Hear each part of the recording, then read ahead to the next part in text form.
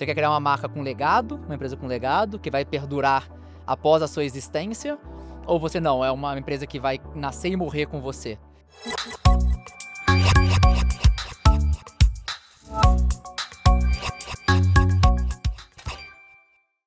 Boas-vindas ao Bate Ponto, o podcast que mergulha nos bastidores da liderança e do mundo corporativo com conversas reais e sem filtros. Eu sou a Marina Vieira e hoje nós vamos explorar o universo das marcas de consumo e as estratégias que as levam ao sucesso. O nosso convidado de hoje é um executivo com mais de 20 anos de experiência no setor aí de bens de consumo. Ele já liderou categorias de chocolates e biscoitos na Mondelez Brasil e atualmente é cofundador da Emerge Ventures, onde investe e opera marcas emergentes. Super bem-vindo, Leonardo Tonini. Muito obrigado pelo convite, Marina, Rafael. Muito bom ter você aqui. Prazer enorme estar E aqui. para acompanhar, né, aqui o nosso papo e enriquecer ainda mais essa conversa, a gente tem a presença do Rafael Carrani, CMO da Solids e que entende bem aí os desafios do crescimento e inovação no mercado de consumo. Bem-vindo, Carrani. Obrigado pelo convite novo nessa temporada. Acho que eu vou bater recorde, né? Porque na última eu fiquei na geladeira, já falei isso, mas bom estar de volta e participando dessa super conversa com o Tonini aqui. Você sempre enriquece nossos Ah, espero que papos. sim, espero que sim. Então vamos lá. Eh, eu vi que você é formado aí em comunicação pela ESPM, e acho que eu dei esse destaque aqui da sua atuação na Mondelez, que é um super destaque realmente, mas hoje você circula muito, né, Tonini, aí pelo mundo corporativo e o universo do empreendedorismo, né, com a Emerge Ventures. Mas quem que é você? Fora dos decks, né, e fora aí das apresentações e pitches aí de investimento. Olha, Marina, eu acho que talvez a minha característica pessoal mais marcante é ter uma mente muito inquieta, né? Eu sou uma pessoa, eu não consigo ficar um minuto com a cabeça quieta, né? Sempre com uma necessidade de pensar coisas e botar para rodar, né? E se parar a pensar, é muito interessante que isso tem uma característica mais associada ao mundo de empreendedorismo do que ao mundo corporativo, né? Então, que é algo que a gente pode acabar explorando aí ao longo do papo. Legal. O que que te faz ter motivação, né, todos os dias para levantar da cama e fazer o que precisa ser feito? Você falou dessa energia, é uma coisa que a gente observa. A gente teve uma reunião, um papo, né, para eu te apresentar o podcast, e a gente saiu encantada do papo com tudo que você trouxe, inclusive você fez perguntas para mim, para produção e tudo mais. Mas de onde que vem esse sentimento mesmo de propósito, né, essa motivação?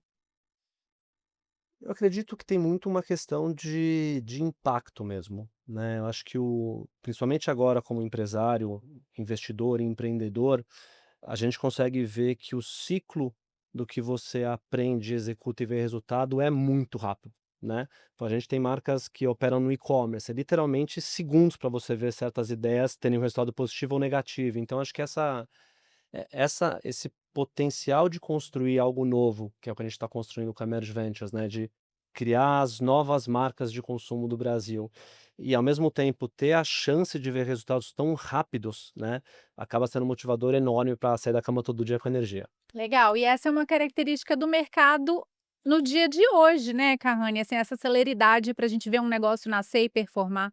Eu acho que, principalmente no mercado de tecnologia, mas o bem de consumo, acho que também entendendo isso, o mercado está muito dinâmico, né? E acho que não só a inteligência artificial, mas os meios de comunicação surgem novos, você precisa entender o comportamento, né, do seu público. Então, acho que, independente do tamanho do estágio da que essa empresa está, se você quer ser uma marca centenária, você quer sobreviver os próximos 100 anos, essa é a pergunta que você quer fazer. Você quer criar uma marca com legado, uma empresa com legado, que vai perdurar após a sua existência? Ou você não, é uma empresa que vai nascer e morrer com você? Se é um legado que se deixar, você tem que estar aberto à inovação, tem que estar aberto a testar coisas novas, a se adaptar e mudar constantemente. Nós vamos falar muito sobre isso no episódio de hoje, mas antes eu queria que você contasse pra gente como que começou aí a sua trajetória, Tonini, no mundo dos negócios.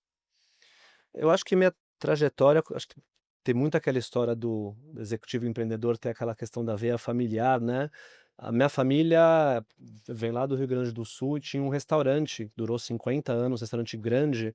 Então eu brinco, com a minha adolescência, quando tava todo mundo começando a ir pra balada, 3 da manhã eu tava lá no caixa, né, com a banda ao vivo tocando, que era a chance de ter um dinheirinho para poder gastar. Então, para mim o brinco começou aí, porque acho que esse senso de trabalho duro e responsabilidade meio que acompanha para frente, né.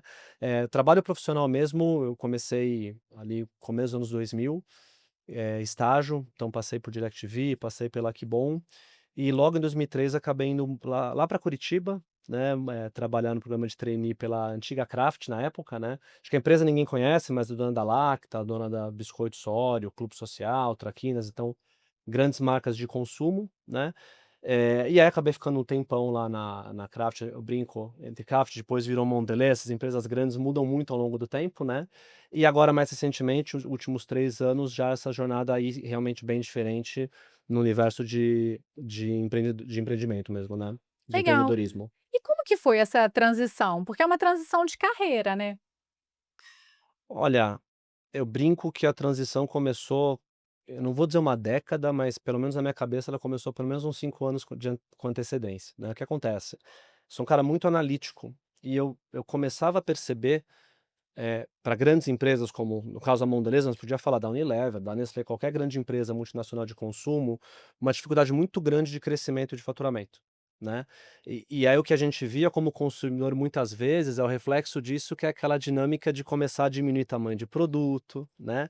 Você começa a ter uma pressão muito grande de focar em margem para entregar lucro, e fica cada vez mais difícil de crescer. Eu comecei a estudar esse tema, eu fiquei meio sou um cara meio obcecado com algumas coisas, e comecei a ver que era um tema muito mais estrutural, não era uma realidade brasileira. O que está acontecendo é, por muito tempo, o modelo de bens de consumo foi um dos mercados talvez mais rentáveis, porque você tinha muitas barreiras de entrada.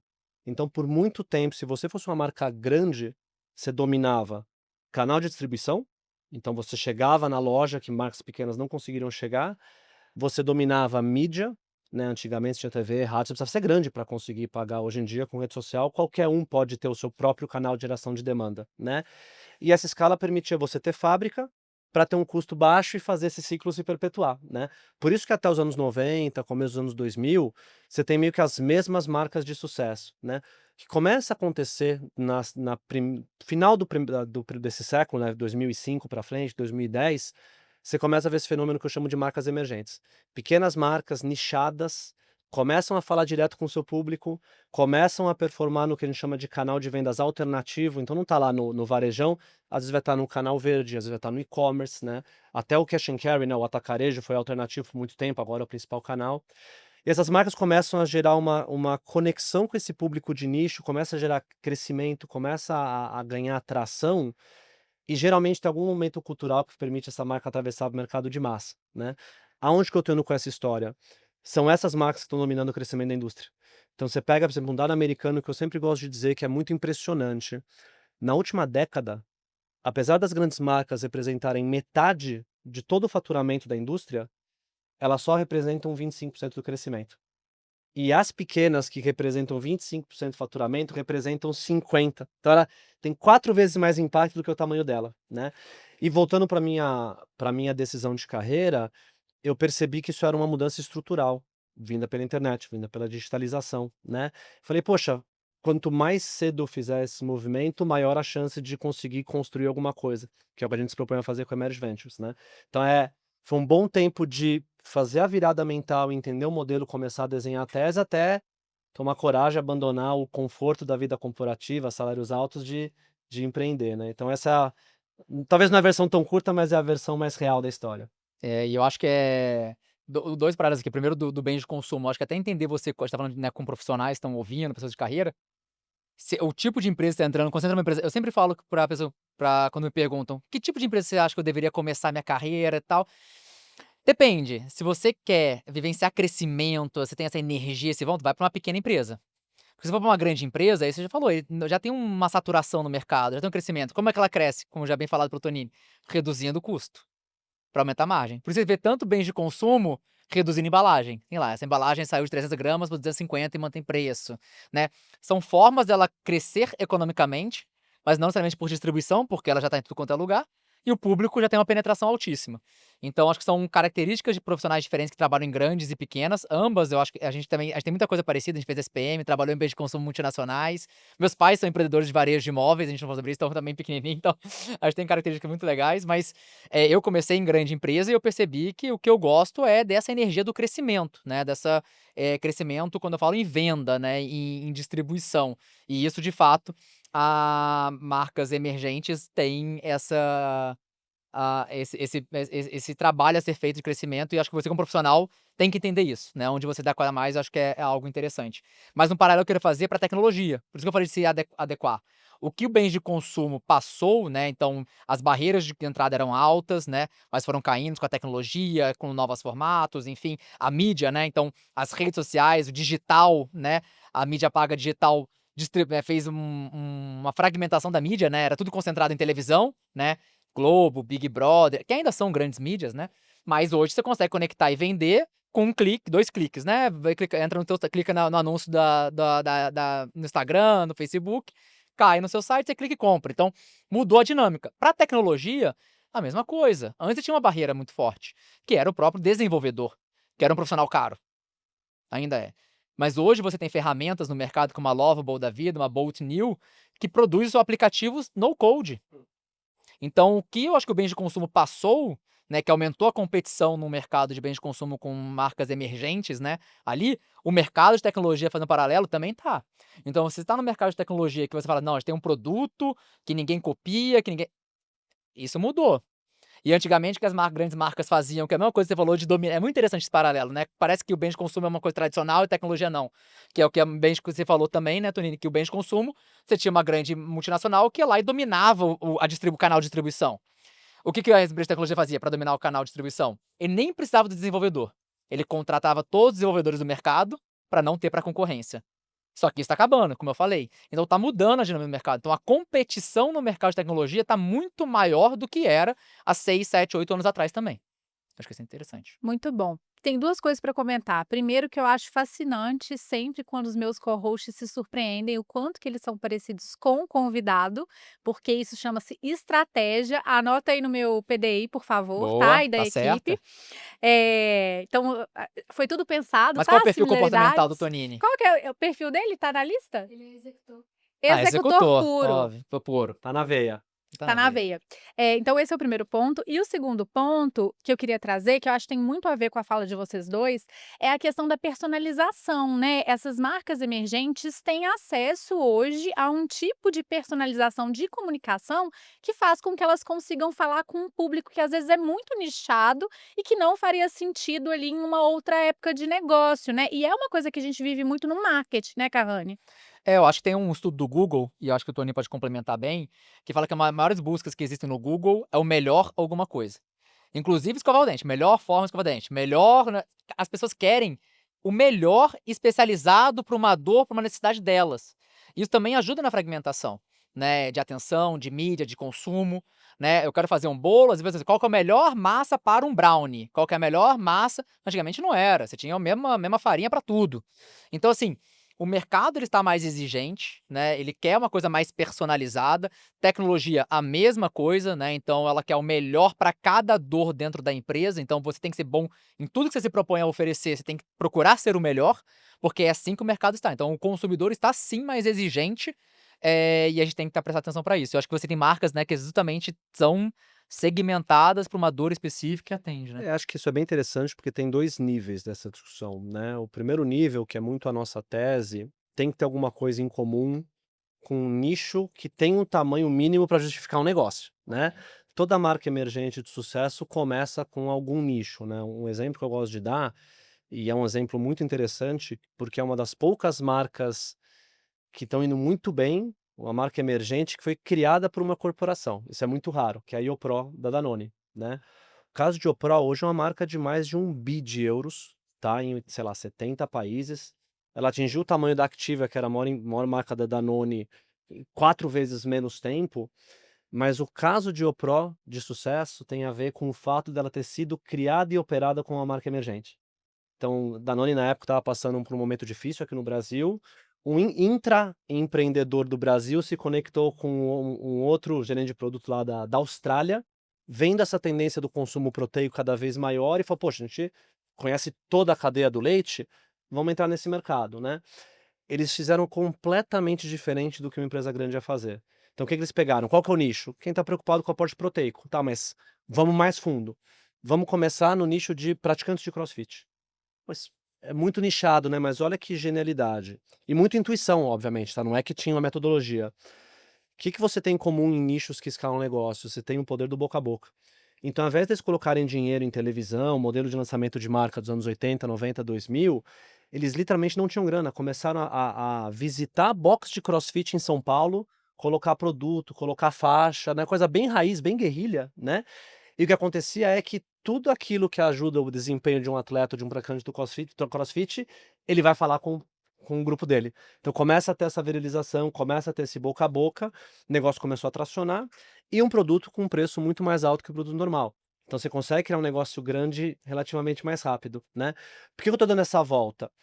Tem essa dinâmica do nicho que você não ia, agora tá tendo na televisão, por quê? Porque já tá mais no mercado de massa, você não vê 20 anos atrás na Globo falar de proteína com praticante de crossfit, é uma loucura, né. Segunda parte da conversa, que acho que é o segundo nível, a sofisticação da mídia digital hoje permite quase a gente esquecer o pensamento de mídia barra tráfego e pensar somente em criação de ads, né, no que a gente fala que é o criativo, né. Por quê? Qualquer coisa que você colocar hoje para Meta, né, para Facebook, Instagram, para Google, eles já reconhecem para que eles têm que mostrar aquilo imediatamente. Então o que acontece é você começa a ser muito mais estratégico nos temas nichados que vale a pena conectar com as suas hipóteses, e aí você começa a achar, nichos adjacentes, né. Então, conectando as 2 coisas, né, eu acredito muito em como ter algo grande que seja uma dor relevante para muita gente, né. Você pega marcas emergentes de sucesso, o mercado inteiro de energético é um mercado de quase 100 bi, é tudo marca emergente, não tem nenhuma grande corporação que domina, né. Proteína, que é a questão da força, da saciedade, né, tem vários casos que dá para explorar. Mas na execução do dia a dia, tem esse entendimento de como você trabalha o marketing digital e como você consegue ter diversidade criativa para falar com, públicos adjacentes. Se tiver muito técnico, você me avisa, a gente Tá é, perfeito, tá vamos tudo certo. Quer acrescentar, Carrane? Não, acho que é primeiro acho que é acho que essa coisa do intraempreendedorismo é uma coisa legal pra quem tá ouvindo, né, então acho que quem é muito fácil você olhar no seu time, quem um dia você fala assim: "Esse cara vai empreender", porque ele já é intraempreendedor, e você vai perder ele. A questão é como normalmente esses caras são os talentos, você fala assim: "Como eu tiro o máximo proveito dele no tempo que ele vai estar comigo?".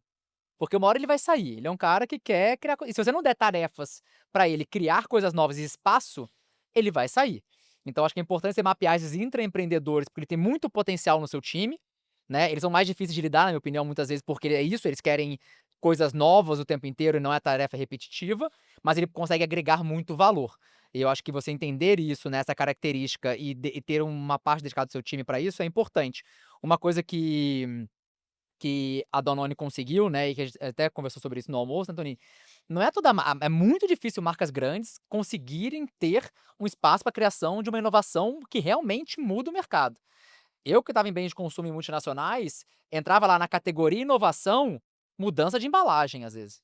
Isso onde esse qual que é a inovação? Ah, mudou, tem grandes inovações sim, vamos pegar uma Coca Zero versus uma Coca com o sabor que tá hoje, que tá até passando. Tem inovações de sabor, é possível mudar um produto a nível que ele vá, mas é muito difícil. E é tão difícil que não só dentro de casa é difícil você dar esse espaço para inovação, então acho que você tem que entender, acho que é importante de novo, para as marcas que vão estar, com a gente nos próximos 100 anos, tem que ter esse espaço de inovação, né, de agilidade, transformação, mas é tão difícil também comprar inovação, né, a gente falou sobre isso. Tem muitas marcas grandes que vê uma marca pequena emergente e vai lá: "Vou comprar".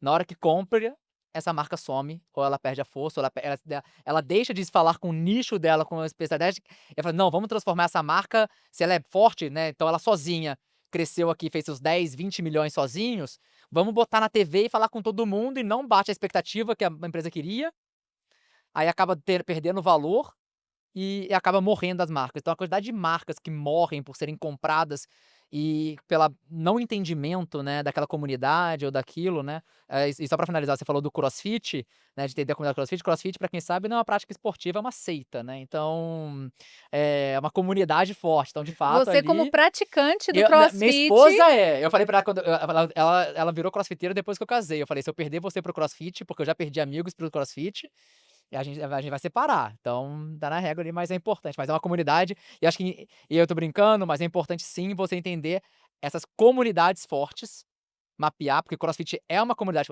Musculação não, agora tá crescendo mais bodybuilders, né, voltou, né, acho que Corrida também tá virando uma corrida tá voltando, coisa uma coisa de comunidade, pós-pandemia. né, era uma coisa bem individual corrida, acho que é pós-pandemia, é fato. Então é legal você mapear essas comunidades que estão crescendo, emergentes, né, as personalidades, e ter um produto específico para essa comunidade, ter uma força de crescer organicamente com baixo investimento altíssimo. Tem um gancho legal aí que aí depende do executivo principal, né, ou da liderança, que é a intenção, né. O que eu quero dizer com isso? Pô, eu passei por isso na própria Mondelez. A gente montou uma área de inovação lá em 2019, e a ideia era fazer no modelo tipo startup. Então era um time formado, era formato squad, a gente tinha um review com o board 2 vezes por mês apenas, super autônomo.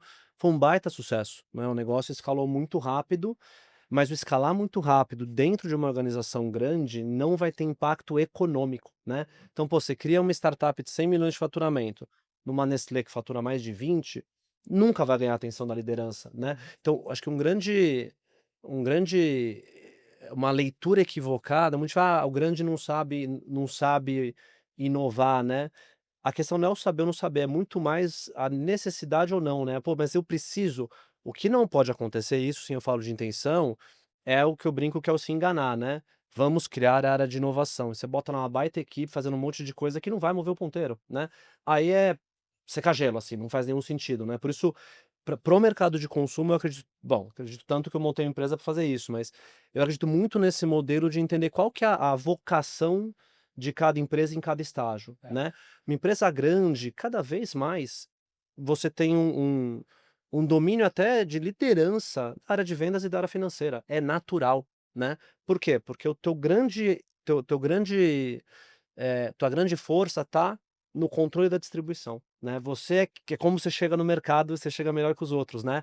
E você pode ter uma curadoria desse ecossistema para colocar novas marcas ali dentro, né. Então, deixa as startups fazerem novas marcas que podem ser adquiridas e se preocupe com a integração, que é um baita desafio, né, enquanto você está focado em muito mais em rentabilidade, esse modelo. Agora, querer fazer as 2 coisas ao mesmo tempo não costuma funcionar, né. Tem pouquíssimos casos, como eu falei, Danone é um caso muito legal.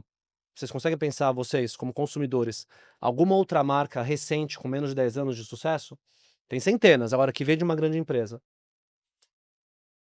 Recente é difícil de falar sobre isso. Eu falei, a última que eu lembro, assim, de grande sucesso que virou financeiramente, né, eu falei: "Toninho, mas faz 20 anos", aí ele até me corrigiu, 20 anos que foi lançada para o mercado, é um desenvolvimento de 40 anos, né, que é a Nespresso, né, que essa é uma unidade de negócio que 6 bi de euros de faturamento, é uma loucura. que realmente esse fez diferença no mercado ali de tecnologia, Acho inovou o que mercado, só de mudou. patente, acho que foram 6 anos, se Só eu não de me engano. patente, né.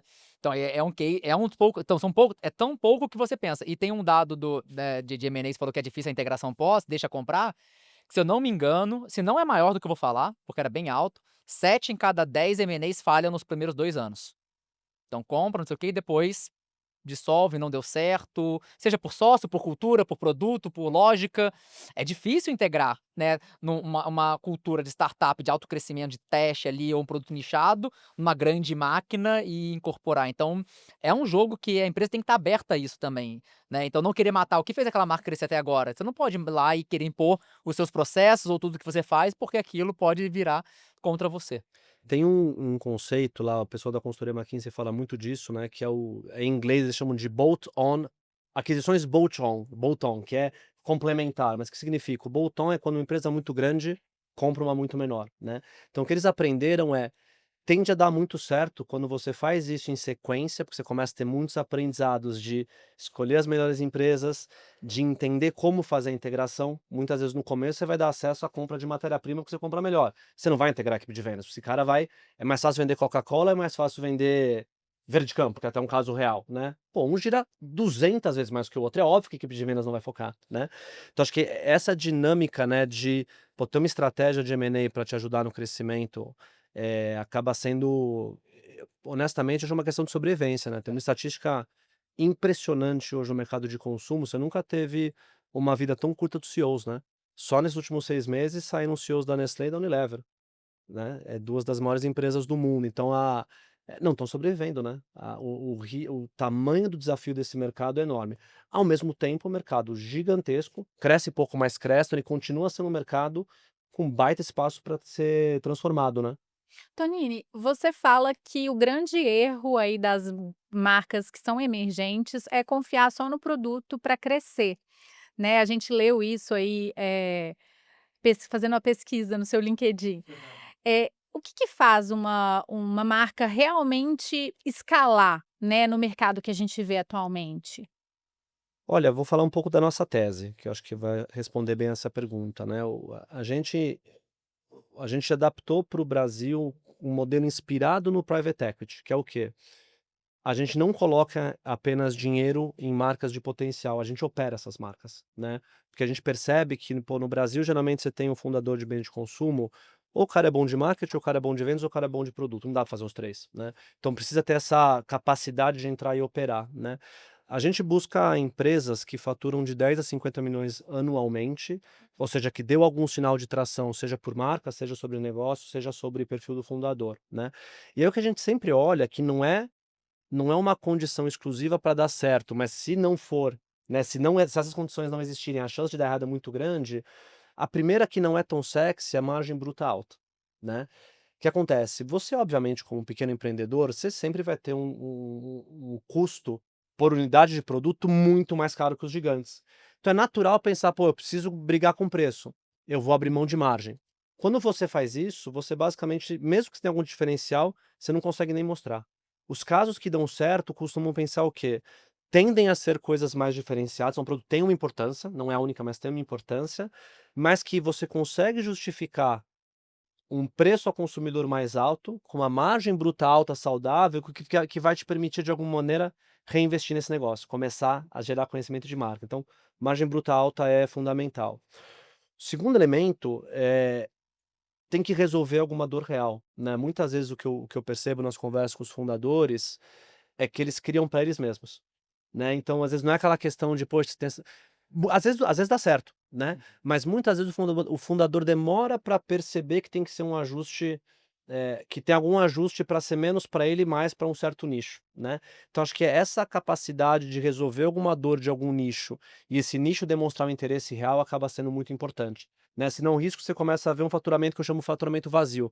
Você começa a botar, vamos falar de produto físico, você começa a botar em loja que vende, só que você tem um faturamento vazio, porque você vendeu para a loja, não quer dizer que a loja vendeu para o consumidor. Tá lá parado. Dependendo da sua validade, ele vai voltar, você vai ter que pagar essa conta, né. Então acho que esse é um segundo elemento. O terceiro, esse aqui é talvez um pouco mais subjetivo, mas é importante, para mim a palavra aqui é obsessão. Tem que ter uma certa obsessão com o consumidor, que não é uma coisa que eu costumo ver. Eu brinco, falei que, sei lá, 200, 300 fundadores, é impressionantemente comum ver que o consumidor real de um produto não necessariamente é quem o fundador acha que é, né. Principalmente marcas que estão no e-commerce, que você consegue ter acesso em tempo real, né, de mandar pesquisa, fazer enquete, o que você quiser. Eu perdi a não cabe mais na minha mão quantas vezes eu perguntei para o fundador: "Ah, quem é o seu consumidor?", "Blá, blá, blá, blá". "Legal, agora manda uma pesquisa para a base com tais perguntas". A pessoa volta uma semana, eu falei: "É, não era bem o que eu pensava", né. Então, essa questão de sair somente do achismo e da intuição, que é super importante como mola propulsora para começar um negócio, mas como incorporar o feedback, o aprendizado dos consumidores reais, é uma coisa que a gente olha bastante, né, porque senão pode ser simplesmente ali um acerto, né. Eh, eu acho que um quarto elemento, isso talvez é o mais difícil, é um trabalho mínimo do que eu chamo geração de demanda, né, que é como fazer sua marca ser conhecida e considerada, né. "Ah, mas eu não tenho dinheiro", não importa. A sua embalagem, para começar, diz muita coisa, né. Quantidade de casos de marcas emergentes que mexeram na embalagem, não para ficar mais bonito, mas para comunicar melhor uma associação de marca, para fazer a pessoa ter a vontade de experimentar, tem N casos que a marca quadruplica vendas, simplesmente ajustando a embalagem, né. Então, às vezes tem uma obsessão muito grande em buscar caixa, botando em mais loja, e nenhuma preocupação ali no consumidor ou entender realmente como essa marca está começando a tracionar, como que ela começa a ser conhecida e considerada pelos consumidores, né. Então acho que aqui tem tem alguns elementos importantes para observar. Acho que, pô, acho muito bom. Acho que de tudo que você falou, acho que o olhar para o cliente, ouvir o cliente estava permeando muitos dos pontos, né, e eu acho que é um fato, acho que, eh, a gente que vende ou cria um produto, a gente acha que é o especialista, mas muita gente cria um produto que a gente não é o usuário. E é normal e que bom, acho que a gente não tem que criar só coisa que a gente é usuário, a gente tem que conseguir se botar no lugar do outro, mas é uma tarefa muito difícil. Teve uma experiência, né, que não vou falar citar o nome da marca, mas uma grande empresa de mídia, né, digital, eu fui palestrar para eles e sempre quando eles entraram na reunião, entrava assim: "Não, porque a gente entende, né", porque eles vendem a mídia, né, e entram numa reunião como se eles fossem especialistas de operar a mídia. E eu perguntei nesse dia que eu fui falar com eles lá sobre inovação, de ouvir o cliente também, eu perguntei: "Levanta a mão de vocês de time de vendas, quantas vezes vocês já criaram alguma campanha digital?" Ninguém levantou a mão. Então você não é mais especialista que o meu time. Você tem que ouvir mais meu time. Meu time tá lá no dia a dia botando dinheiro, arriscando o trabalho dele para trazer resultado, confiando na sua mídia. Você nunca criou uma campanha digital e tá vendendo. E tá tudo bem. Assim como no meu time de vendas, a gente tá como Solids, não tem só RH vendendo. Não tem só líder, né. Seu time de vendas não é o seu usuário. Então você ter que ouvir, você se botar nesse lugar humilde, né, de ouvir o problema, eu acho que e escutar com o coração aberto, eu acho que é muito importante, porque eu já vi casos, inclusive, de verdade, com tecnologias incríveis, altamente complexas para o usuário. Porque no dia a dia, fala assim: "Nossa, eu criei um negócio aqui incrível, que vai solucionar a dor da empresa, dá para fazer Y, Z, ele voa", mas o cara só É. queria o Cara, essa é básico a para o teoria dia a da dia. é a teoria da disrupção, né. No final do dia, as grandes empresas de tecnologia que conseguem disruptar os incumbentes, geralmente começam em pedacinhos pequenos do mercado, com soluções menos complexas, que não são interessantes em termos de margem para os maiores, players do setor. Ao longo do tempo, esses maiores começam a ver: "Opa, isso aqui já resolve, e custa muito menos", e começa a migrar, né. E isso é legal, Rafael, porque também fala muito com a dinâmica da sua pergunta do produto, né. Às vezes eu vejo muito, principalmente com a questão da saúde, né, do health and wellness, né, eu brinco que é a chuva de claims. É orgânico, é isso, é aquilo, aí o produto vai ficar completamente inviável financeiramente para falar que ele é saudável. Mas saudável para quem? Né. Muitas vezes o saudável é simplesmente ter um ingrediente a menos, né, mas de novo, é a combinação desse olhar para o consumidor que você falou, né. Então, volta para a dinâmica, né, do produto sozinho não ganha jogo, né. Vejo uma similaridade de tecnologia e consumo que é distribuição acaba tendo muito mais impacto do que produto, né. Quantas vezes o próprio produto ganha o jogo, porque ele está muito mais bem distribuído e com um modelo de monetização, ou um modelo de negócio muito mais sólido. Acontece em tecnologia, acontece em consumo igualzinho, né. Então as grandes, pô, você pega casos legais no mercado de consumo global, falei de energéticos, né. Pô, energético é um mercado de US$ 80 bilhões, só nos Estados Unidos. Sabe qual é a participação de mercado da Coca-Cola e da Pepsi? Não é nem 1%, né. Você acha que eles não conseguem fazer produto? Né. Pô, e tem a distribuição, mas então de novo, o fenômeno de marcas emergentes, nichadas, que ganharam tração ao longo do tempo, né. Então geralmente é quem tá fora do jogo. Por quê? Porque tá sentindo aquela dor daquele consumidor que a Pepsi, a Coca-Cola, pode ser qualquer outra empresa, nem estão mapeando qual que é uma necessidade emergente, né. Se falasse de energia 20 anos atrás não faria sentido, agora está o tempo inteiro buscando maneiras de lidar com a vida moderna cansativa, né. Legal. Vamos para uma pergunta da nossa comunidade? A gente recebeu nas nossas redes sociais a Isadora, ela é coordenadora de marketing em uma food tech e ela quer saber: Leonardo, como equilibrar inovação e consistência em uma marca que ainda está se estruturando? Essa pergunta é muito boa. Primeiro, eu não vejo necessariamente como um conflito, né. Eu acho que em marcas que estão em estruturação, tem 2 modelos para você olhar. Tem um modelo que eu brinco que é o espaguete na parede, que você usa inovação para descobrir qual que é o seu produto principal, né, então às vezes é comum, você não sabe. Você lança um monte de coisa, alguma coisa vai encaixar. Talvez não é o cientificamente melhor, mas pode funcionar, né. O modelo que eu acredito mais é você usar a inovação para te ajudar a aumentar a consistência da sua prioridade. Então, ao invés de você pegar e falar: "Pô, vou lançar um monte de coisa, um monte de plataforma, um monte de categoria", como eu consigo trazer inovação que vão fazer o posicionamento base da minha marca ser melhor entendido pelo público, né. Então acho que esse é um conflito meio que falso. Talvez o que ela pode estar comentando, que eu vejo muito, principalmente em empresas maiores, é uma completa separação do time de marca com o time de inovação. E aí você acaba olhando talvez inovação simplesmente, eu chamo um olhar mais mecânico. O que que é isso? Qual o tamanho de cada mercado, quais mercados estão crescendo, que marcas que eu tenho que eu posso jogar lá? Vamos ser prático, né, assim, eu brinco, às vezes o não executivo até entende mais, né, você vai olhar aquilo e falar: "Meu, qual que é a chance de dar certo?". Mas não importa, você tem uma meta, vai buscar, eu tenho uma marca, o mercado tá grande, vamos lá e vamos fazer, né. Tem uma história que eu gosto de contar que é interessante essa, né, naquele projeto da Mondresa que eu comentei, um dos projetos era no mercado de food service, né, que é essa parte de transformação de snacks, né. E tinha um projeto engavetado lá de cobertura, aquelas coberturas grandes de 2 quilos, né. Aí você faz o a análise tradicional de inovação, temos que lançar uma cobertura. Por quê? Porque é o maior mercado, né. Só que aí como era um time em formato squad, eu brinco, eles levantaram da cadeira e foram lá entrevistar as confeiteiras, né. Aí conversa com uma, 2, 3, 4, sempre a mesma resposta: "Mas não vou usar a cobertura das grandes empresas". Por quê? Porque eu faço o bolo não pega o sabor da cobertura. Então por que que eu vou gastar com você se tem um produto B com uma variação que resolve o que precisa e me impacta a margem, né. Eu sempre brinco, se fosse o modelo tradicional da corporação ia lançar a cobertura. Por quê? Porque tem um gerente de produto que tem uma meta de lançar a cobertura, né. Quando você vai no modelo da startup, não, o negócio era resolver a dor do cliente. Se o cliente fala: "Meu, eu não vou comprar isso aqui, para que lançar?", né. Então eu acabei lembrando dessa história, porque eu acho que conecta um pouco com isso, né, às vezes tem um olhar de inovação muito de: "Pô, que mercado que eu vou entrar, que eu vou lançar?". Não é o melhor caminho, né, o melhor caminho é, pô, o que que tua marca representa, onde você tem força, quais novidades você pode trazer que vão te ajudar a fazer essa marca ser fortalecida. Não é talvez uma visão tão tradicional do mercado, mas é como eu enxergo. Eh, eu acho que até eu respondendo ali o negócio de marca, consistência, eu acho que vamos pegar o Kotler, né, nosso, deus do marketing, né, que a gente idolatra, mas brincadeiras à parte, né, tem os 4 P's, né, promoção, preço, praça e produto, né. Falei certo, né? Certinho. Tá, então beleza. Não, senão eu ia tomar uma correção. Mas é importante, eu gosto de voltar para as raízes da teoria, porque você tá lançando um produto, uma marca e olhar para isso, você tem uma distribuição diferenciada? É possível crescer com uma distribuição? Pô, eu vou pegar um lugar que ninguém tá indo. A Solids, por exemplo, como empresa. A gente foi para uma distribuição do pequeno, né, pensando assim, eu criei um time, né, eu, Mônica, Lê, a Mônica, Lê como fundadores, mas eu como marketing, né, tem um time pensado em comunicação, um time de vendas pensado no pequeno e no médio, que é diferente da enterprise.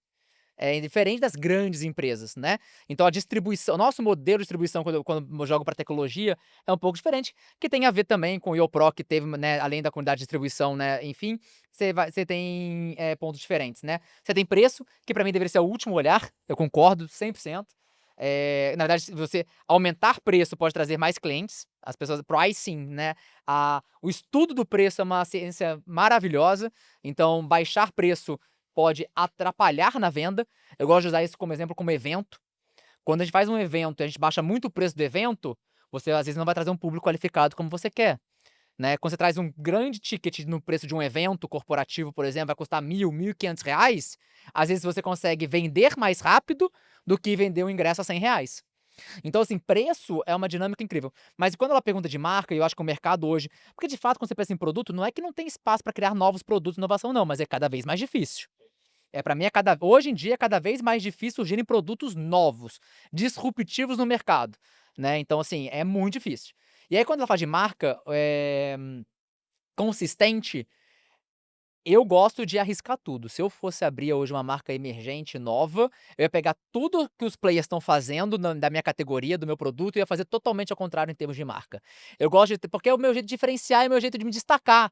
E aí você ser fiel a isso, porque eu acho que muita gente erra em termos de marca, e aí a gente fala de consistência, é mudar o rumo da marca, da comunicação, da comunidade, porque o seu concorrente está fazendo, ou porque ali você tem que ser fiel. Escolher, como a Pro foi fiel ao CrossFit no início, obviamente depois vai abrindo, e tudo bem abrir, mas você precisa ser fiel a um público, ser especializado e construir uma marca. Só quero trazer um exemplo que eu acho incrível, que é quando você pensa em água. Cara, água é natural, água tem que ser embalagem transparente, leve. Pega uma Def Liquid nos Estados Unidos, que criou uma marca de água bilionária também, com conceito, o nome já fala, né? Líquido da morte. Que marca, que pessoa que pensaria em lançar uma marca de água, um produto é água em lata, escrito líquido da morte. E o conceito da comunicação do produto em volta é incrível, eles são fiéis em tudo que fazem, né, e o preço alto. Então acho que não tem uma ciência exata, mas eu hoje, se o meu produto não for disruptivo, ele tiver concorrentes, né, no mercado, eu mapearia tudo que os players estão fazendo e eu procuraria o que eles não estão fazendo, com o que eles não estão comunicando, qual que é o meu jeito diferente de destacar, pra crescer. O caso de Liquidef é muito legal, porque é o exemplo perfeito do que você acabou de explicar, né, falando de composto de marketing. Sabe qual que foi o primeiro canal de distribuição deles? Não. Testaram no e-commerce e tal, né, bares. Por quê? Toda todo o barulho inicial da Liquidef era meio que quem entendia aquela piada, né. Então quando a pessoa chegava com um negócio que parecia uma lata de cerveja, com uma caveira no bar, a pessoa perguntava: "Meu, o que que é essa cerveja nova? Não é água". Você tá de brincadeira, não pode ser. Então gerava igual o CrossFit, gera esse boca a boca, esse conhecimento sem gastar R$1. Então olha o papel estratégico do canal de distribuição para posicionar a marca numa categoria de inovação que não era o produto, era o formato de embalagem, era o formato de distribuição, era o formato de comunicação, né. Os caras botaram $30.000, criaram um vídeo que tem uma menina jogando água na boca de um executivo de marketing para brincar sobre as corporações que mostravam esse mar de garrafas transparentes, né. É óbvio que a proposta de marca não é ser o líquido da morte, mas é para quem entendia aquele tipo de humor ácido, para quem estava naquela brincadeira, né. E obviamente só funcionou porque talvez a água seja o maior mercado do mundo em faturamento, você não vai fazer isso funcionar no mercado de nicho, porque sempre vai ser limitado a um pedaço pequeno. Agora para um mercado de uma centena de bilhão, dá para jogar. Então, muito consistente esse ponto de voltar a olhar, não é a briga de inovação ou de consistência, é composto de marketing, é básico. Acho que essa é uma chamada muito legal, né. Às vezes o pessoal fica maluco com o marketing digital e esquece do analógico, que é muito poderoso, né. Muito mais fácil crescer com uma marca extremamente bem posicionada, né.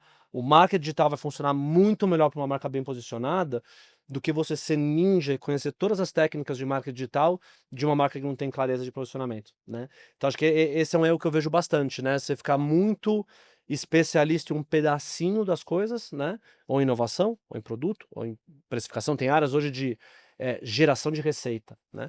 Então é um elemento legal, e aqui as startups têm uma vantagem competitiva enorme. Por quê?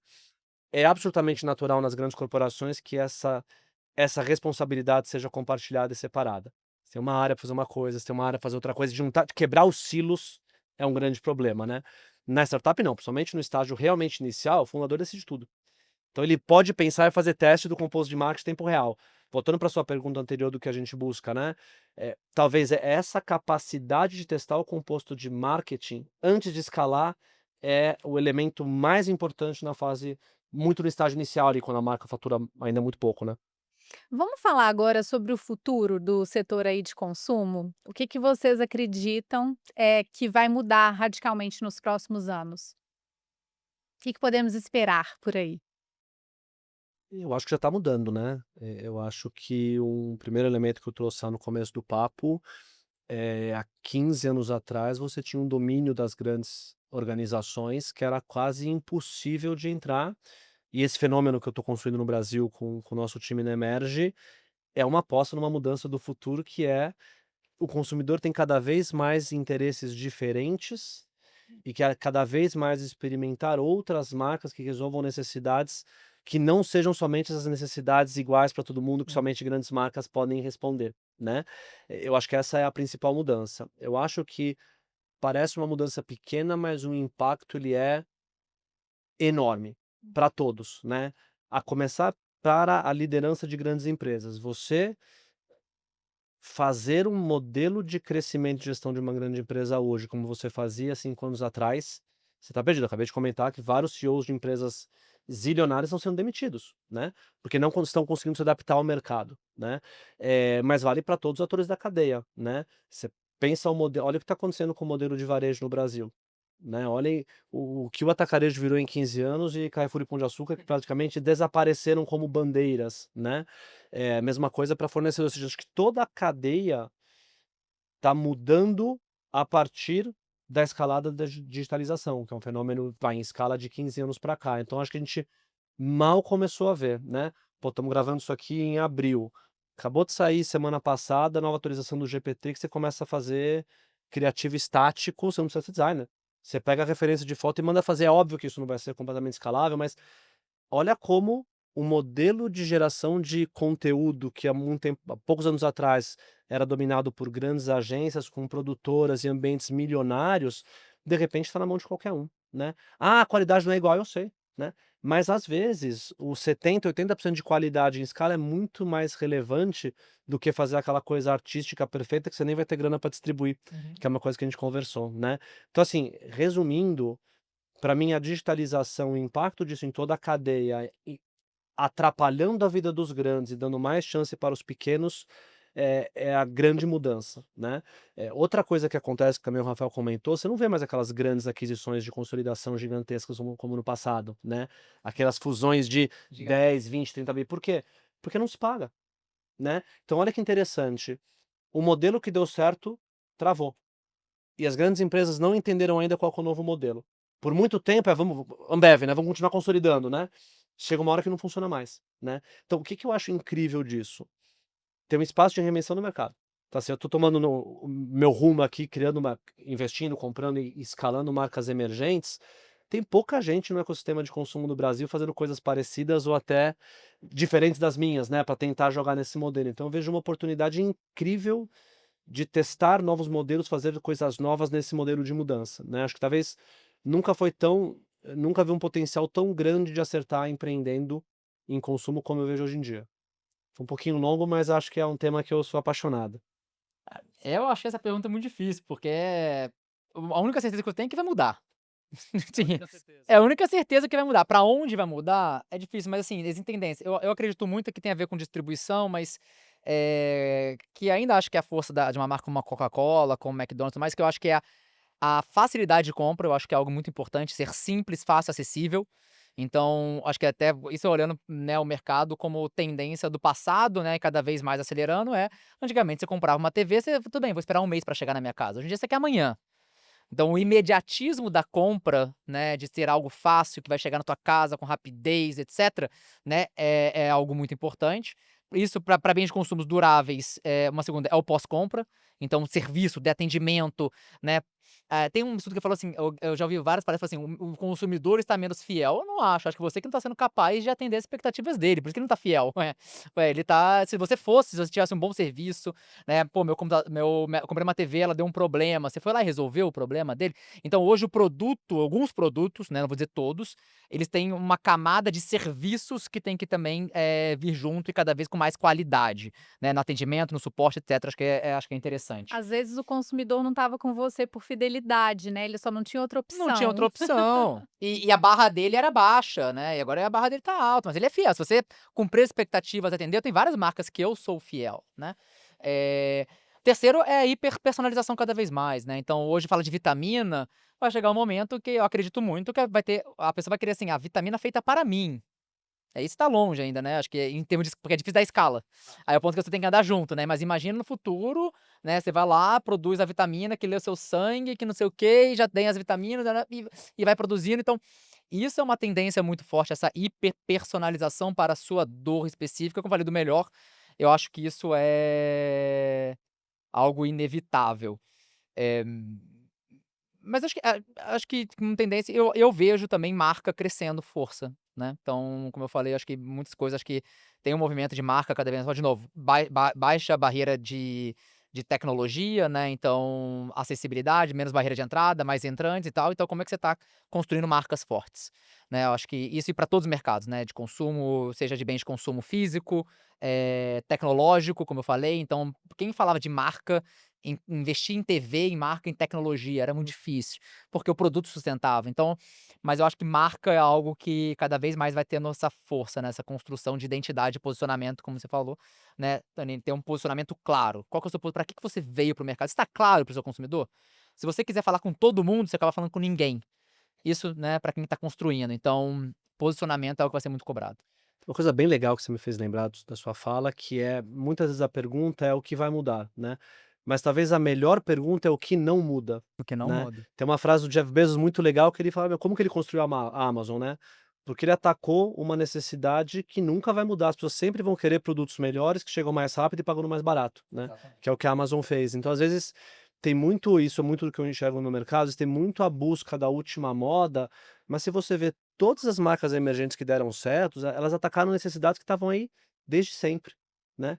Energia, saciedade, fortalecimento, as necessidades estão lá. Então, olha que interessante, né, o que muda não é a necessidade, aí você tem outras maneiras de resolver aquela dor, mas a tendência está lá desde sempre, né. Então, às vezes, isso é uma coisa interessante, eu vejo muito da turma do marketing também, né, eu sempre fui um cara muito mais de negócio do que um marqueteiro estereotipado, né, ter muito, né, o festival, o hype, a novidade, né, e não aplica nada.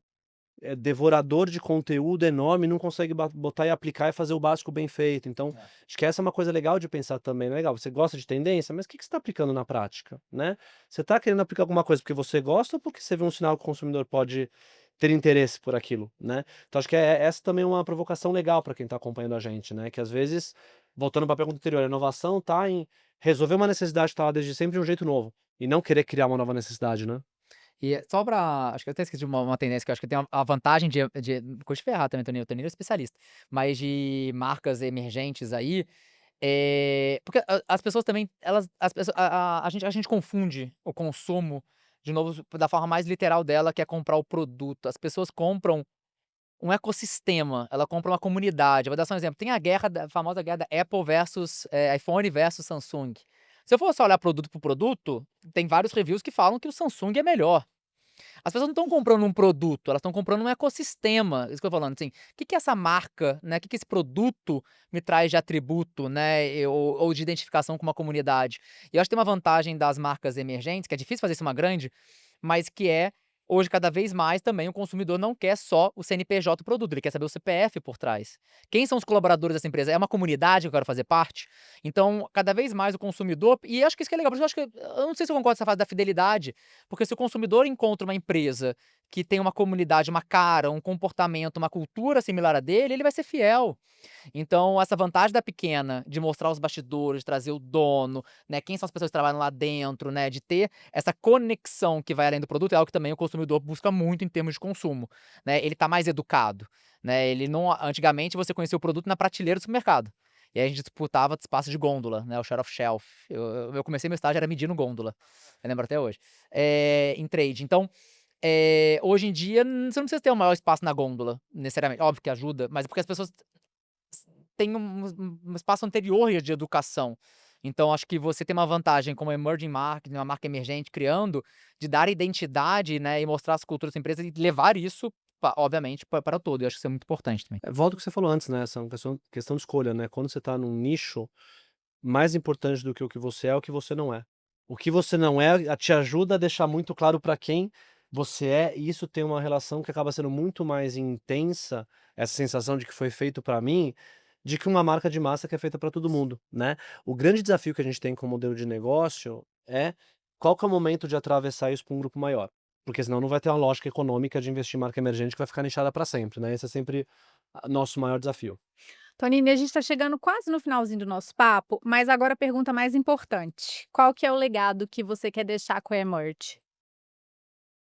Olha, eu acho que o primeiro legado é com quem está com a gente nessa jornada, né. Hoje a gente já tem ali mais de 50 pessoas envolvidas, né, na holding, nas investidas, e é um ambiente de um aprendizado enorme de construção de uma coisa inédita no Brasil, né. Então essa dinâmica de criar novas marcas ou acelerar novas marcas com um método próprio, né, mão na massa, com as taxas de crescimento que a gente tem visto, eu brinco, que a gente cresce em um mês é o que empresas crescem em anos, né. Uhum. Então acho que o primeiro é formar toda essa turma de falar: "Pô, eu fiz parte daquela jornada", né. O segundo, que eu acho que é um pouco mais ambicioso, é realmente transformar o ecossistema de consumo no Brasil, né, porque a gente tem talento, tem tamanho de mercado, tem um monte de marca legal, mas a gente criou a Emerge porque a maioria morre ali antes dos 10 milhões de faturamento, né. Então acho que talvez o sonho maior é é viver o propósito da Emerge, que é conseguir escalar marcas emergentes, né, para fortalecer o ecossistema de consumo como um todo. Acho que esse é o legado maior. E para fechar o nosso bate-papo, a gente tem o nosso bate-ponto, que aí eu vou fazer as perguntas mais rapidinhas aqui para você, e você responde o que vier aí Vambora. de bate-ponto na cabeça. É porque é de bate-pronto, né. Mas, você entendeu? Peguei a Você trocadilho. pegou, você pegou? Então vamos lá, um sonho. Acho que é realizar Emerge Ventures, né, uma coisa tão nova, acho que para um cara que veio do mercado corporativo, que está acostumado com conservadorismo, fazer um negócio desse fazer virar isso é um baita sonho. Um hábito diário. Leitura, todo dia. Um livro, então. Ah, eu gostei muito do esqueci o nome em português, o Shoe Dog, que é a memória do fundador da Nike, né, a gente conhece a Nike do jeito que ela é grande hoje, mas os bastidores da criação, para qualquer um que está no ecossistema de empreendedorismo, é fascinante. Uma marca que você admira.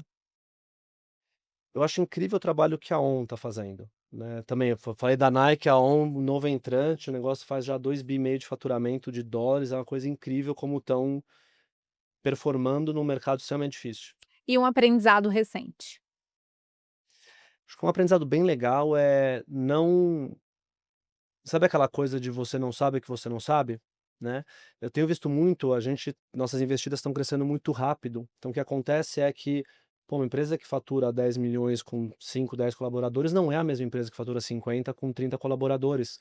E muitas vezes tem até a ver com o negócio de vocês, esse time não está preparado para crescer, né, para ter liderados, então, muitas vezes como eu venho no corporativo que você tem rotina para tudo, você conhece processo, você assume que todo mundo é igual a você e já passou por isso, né.